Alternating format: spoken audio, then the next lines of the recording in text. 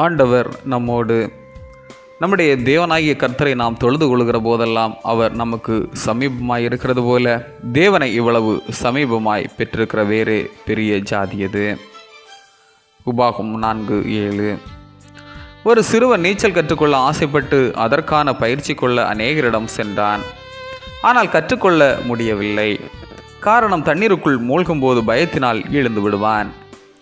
ஒரு நாள் தகப்பன் அவனை தண்ணீருக்குள் தள்ளிவிட்டார். அவன் முயற்சி செய்து நீச்சலை கற்றுக்கொண்டான். அனைவரும் ஆச்சரியமாய் எப்படி கற்றுக்கொண்டாய் என்று கேட்டபோது, என்னுடைய தகப்பன் தான் என்னை தள்ளிவிட்டார்.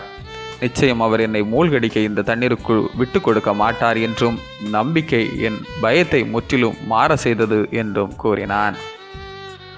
மோசேயின் இறப்புக்கு பின் இஸ்ரவேல் மக்களின் நம்பிக்கையை உறுதிப்படுத்த நான் மோசேயோடு இருந்தது போல இருப்பேன் என்று வாக்கு கொடுத்த போது மீண்டும் ஒரு நம்பிக்கை அவர்களுக்குள் உருவானது. அந்த நம்பிக்கையோடு எரிகோவையும் யோர்தானையும் மிக எளிதாக கடந்து சென்றார்கள். ஆண்டவர் நம்மோடு இருக்கிறார் என்ற நம்பிக்கை கரைபுரண்டு ஓடும் யோர்தான் பாதையாகி நின்றது. எதிர்த்து நின்ற எரிகோ வெற்றி படிக்கட்டுகளாக மாறியது. ஆண்டவர் நம்மோடு இருக்கிறார் என்பது நம்பிக்கை மாத்திரமல்ல, அது உண்மை. நம் பாடுகளை நாம் ஏற்றுக்கொள்ளும் போது ஆண்டவரின் உடனிருக்கும் அனுபவத்தை நாம் அறிய இயலும். எனவே அவரை ஆராதிப்பதை நாம் விட்டுவிடக்கூடாது. ஆராதனையின் அர்த்தத்தை உணர்ந்து ஆண்டவரை ஆராதிப்பது அவசியம்.